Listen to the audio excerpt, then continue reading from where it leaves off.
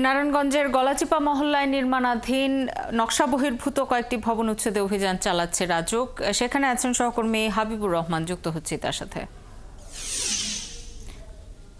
হাবিব, অভিযান এখনো চলছে কিনা সেটি জানাবেন, আর কতক্ষণ ধরে এই অভিযান চলবে?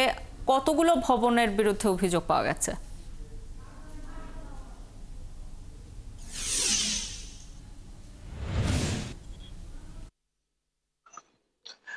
শাওন, সকাল 10টা থেকে নারায়ণগঞ্জের যে জোন 8 আছে রাজুক, এবং ঢাকা থেকে রাজুকের নির্বাহী ম্যাজিস্ট্রেট তাহমিনা পারভিনের নেতৃত্বে পুলিশ এবং রাজুকের বিভিন্ন পর্যায়ের কর্মকর্তারা সহ নারায়ণগঞ্জ শহরের বিভিন্ন ভবনে অভিযান চালায়। মূলত যারা নকশা বহির্ভূত এবং অনুমোদনবিহীন যে অংশ রয়েছে সেগুলোর উপরে মূলত তারা অভিযান চালাচ্ছে। আমরা যেটা দেখতে পেলাম, নারায়ণগঞ্জের সকালে প্রথম গলাচিপা নির্মাণাধীন একটা 10তলা ভবনে আসলে অভিযান চালানো হয়, এবং সেখানে তাদের যে পরিমাণ অংশ ছেড়ে দেওয়ার কথা ছিল সেই পরিমাণ অংশ না ছাড়ার কারণে তাদেরকে 1 লক্ষ টাকা জরিমানা, বিদ্যুতের সংযোগ বিচ্ছিন্ন সহ অন্যান্য আইনগত ব্যবস্থা নেওয়া হয়।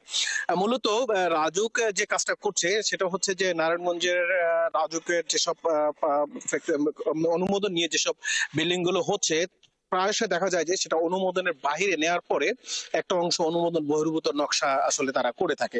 সেক্ষেত্রে আসলে রাজুক সেই জন্যই তারা অভিযানটা পরিচালনা করছে। আমরা তারপরে যেগুলো জানতে পারলাম যে রাজুক নারায়ণগঞ্জের যে কয়েকটা পয়েন্ট আছে সেটা হচ্ছে চুনকা পাঠাগার এলাকা, দেওভোগ এলাকা, সেখানে অভিযান কিছুক্ষণ পরেই পরিচালনা করা হবে। এখন নারায়ণগঞ্জের গলাচিপা এলাকার মাত্র অভিযান শেষ হলো, সেখানে জরিমানা আদায়ে আসলে তাদেরকে তার পরবর্তীতে অনুমোদন নিয়ে তারা কার্যক্রম পরিচালনা করার জন্য রাজুক নির্বাহী ম্যাজিস্ট্রেট তাদেরকে এই ব্যাপারে সতর্ক করে গেছেন, পাশাপাশি জরিমানা আদায় করেছেন। এর বাইরে রাজুকের যে নির্বাহী ম্যাজিস্ট্রেট আছেন, আমরা তার কাছে যে প্রশ্ন করেছিলাম যে নারায়ণগঞ্জের প্রায় 30%-এর অধিক এরকম অবৈধ ভবন রয়েছে, সেখানে তারা কি ধরনের ব্যবস্থা নিচ্ছেন। তারা আমাদেরকে জানিয়েছেন যে আসলে তাদের এই অভিযান চলমান, এবং তারা চলমান প্রক্রিয়া হিসাবে তারা যথাযথ ব্যবস্থা নেবেন। কিন্তু যেটা প্রায়শই হচ্ছে যে আসলে এ ধরনের অভিযান দৃশ্যমানটা খুবই কম হচ্ছে। আমরা কিছু গণমাধ্যম আমরা কিছু জানতে পারছি, কিছু কিছু অভিযান পরিচালনা হচ্ছে আসলে তাদের নিজের মতো করে, সেক্ষেত্রে অনেক সময় গণমাধ্যম কর্মীরা অবগত হয় না, সেক্ষেত্রে প্রকৃত ঘটনাগুলো উঠে আসে না।